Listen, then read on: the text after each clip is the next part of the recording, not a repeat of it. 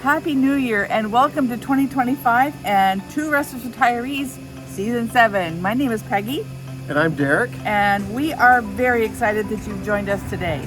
We're outside. It's a really pretty day here in southern Utah. That's why we're out here standing in front of BEESTEE, our 2019 Tiffin Allegro Open Road 36 LA, because she's been in storage for the last 18 months while we've been serving a mission for our church. We were historic site missionaries in Ohio, you might recall. But we're home now and we're ready to start the next adventure. So we came home a few weeks ago and one of the first questions we wanted to answer was, will the jacks come up? Will the liquid springs work? Can we even remember how to drive it? So we're going to answer all those questions and more coming up. So let's get started.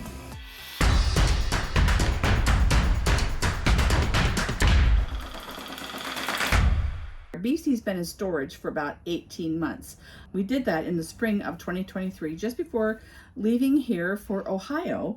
So if you'd like to see how we closed up the RV to get it ready to sit for 18 months, I'll link that video right there so you can see what we did. And now we're going to be doing, partly at least, the reverse. We're not going to be... Not quite all of it right now, but yeah, we're going to do some of it. Like we can't de-winterize it yet. It's a little too cold here. Yeah. So we'll leave that for another time. So we thought the best way to start season 7 was to show you how the motorhome fared after sitting for 18 months. Did everything still work? Or did sitting that long have severe consequences?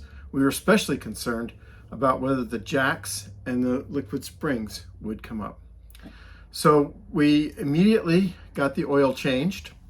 We used a mobile RV tech for that, so we didn't have to go anywhere to get the oil changed, both in the RV and the generator.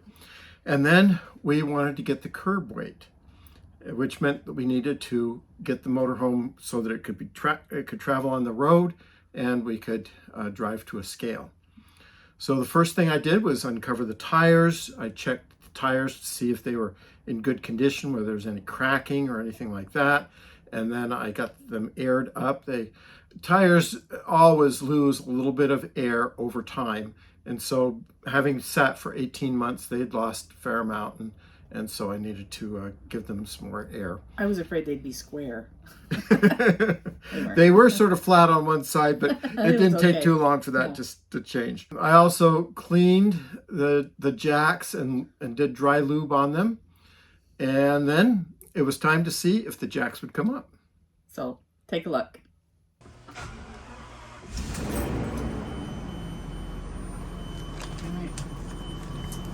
Okay. I'm going to go outside and watch.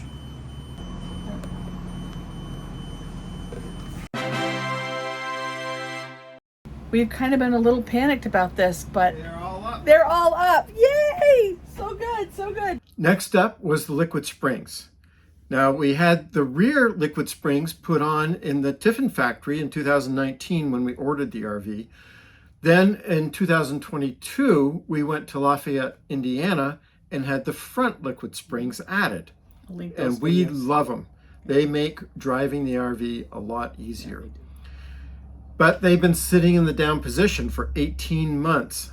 So we were concerned whether they would come up, because in order to get out of our driveway, we need to have the liquid springs at the highest level so that we can get over the curb and the ramps that we have. Let's see what happened.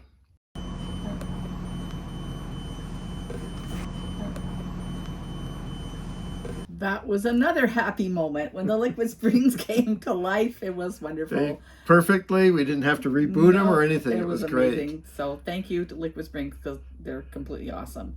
All right, well, now for the moment of truth. It's time to see if we can back this baby out of the driveway. It's my job to back it out with Derek acting as guide and spotter to get me out. And take a look to see how that went.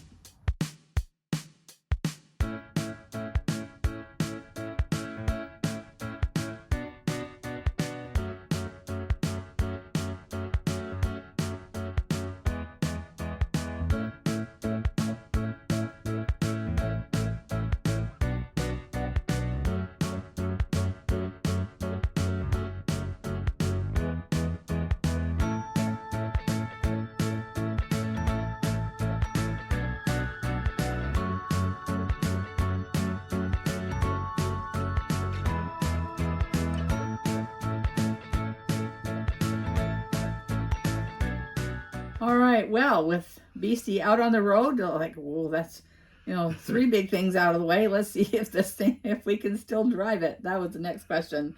So the next thing to do was to get on the road and head for Catskill. We got the dash cam going, so you'll be able to see a little of that.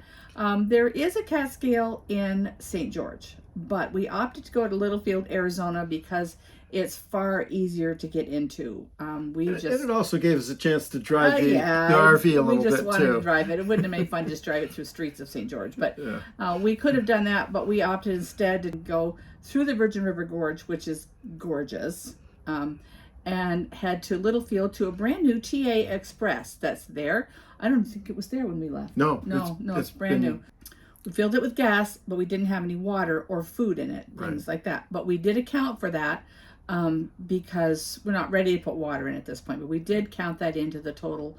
We added that we were onto looking for. Yeah, exactly.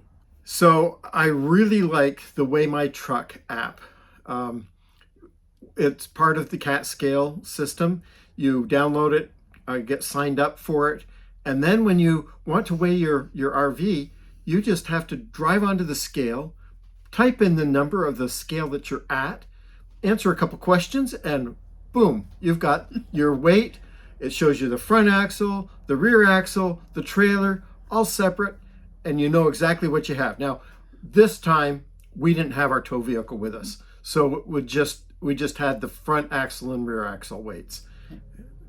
And you can see the numbers here. Okay, so why was getting a curb weight so important? Like the first thing we did. Why was that so important? We're so glad you asked. The answer is this. Please welcome Matilda, our 2024 Jeep Rubicon, to the Two Restless Retirees family. She's going to be our new tow. Now, we still have the Jeep Cherokee. We love our Cherokee, but we decided that we wanted to do just a little bit more off-roading. And we looked and looked until we found one that was exactly right for us. And since the Rubicon is heavier than the Cherokee, we wanted to make sure that we could safely tow it behind the RV. So we had to get the motorhome up and running and get it to a cat scale and get the full weight so we knew exactly what it was. And once we had that, then we gave the dealer the okay and told him we'd be up to get the Jeep. We searched and searched for a number of weeks, and we looked in our home area and couldn't find anything that matched what we wanted, until we found one at the Malone Chrysler Jeep Dodge in Heber City, Utah. I called there to see if by chance they had this particular Jeep that I could see online, and got a nice man named Quinn as our sales guy. And I'll tell you, Quinn was top notch. He could not have been better. We explained our situation, that we were not going to be back in this area for another month, and he was great with us, worked with us, held on to that Jeep for us until we could give him the green light on the weight. We told him that was the only thing was holding us back. He even took the Jeep itself to a scale and got it weighed so that we knew the weight of the Rubicon. So we had that number, and then once we got the number for the motorhome, we knew that we had enough wiggle room to be able to pull it. I think we can do up to 5,000, and the Rubicon is well under that. So we're good to go on that. So many thanks to Karl Malone, Jeep Chrysler Dodge in Heber City, and especially to our good friend Quinn. We would totally recommend, if you're in Heber City looking for a Jeep, go see Quinn. It was great. So now you might be asking yourself, are they dumb enough to just go off-roading without any knowledge? And the answer is no way. We've watched Matt off-road recovery. So we decided, if you've never watched Matt's off-road recovery, you really must. And we are determined we never want to be given a Matt's off-road recovery we shirt. Might buy one. We never want to be given a shirt from Matt's off-road recovery. You should totally watch that. I'll link it in the description below. So we are going to go to the Winter 4x4 Jamboree in Hurricane, Utah, January 15th through 18th. And the first thing we're going to do there is take the 4x4 101 class. Right. That way we can learn from the experts and the great instructors and trail guides exactly how to do off-roading. Yes, and if you're interested in knowing more about the Winter 4x4 Jamboree, I will link that below. In addition to the basic 101, they have lots of trails from rated 3, which is trail rated 3. One is the simplest, and we're going to be going on 3 over the next 3 days. We're going on 3 additional trails, all rated 3, which they say is safe for beginners. I hope that's the case. And but on up to 9, including one called Armageddon, and I'm never going on Armageddon. But there's 4 days of Jeep fun from January 15th to the 18th. Vendors and all kinds of things. It's held at the Washington County Fairgrounds. That's where it is in Hurricane, Utah. So that's where the fun is. I will link all of that below as well so that you can see that. So we're really super excited to join the Jeep community and see even more of this beautiful country from a little bit more off the road. Yeah. We're excited. All right, that's going to do it for this episode. We're so happy that you joined us. We hope that you will stay with us because we have much more coming in 2025. Yeah, we're going to get BEESTEE all set up, cleaned, sparkling, inside and out. We'll get Matilda all set to be towed, and we will also make sure that everything is ready to roll so that we can head out at the end of March. So you're not going to want to miss any of Two Restless Retirees 2.0 coming up in 2025. So you know what to do.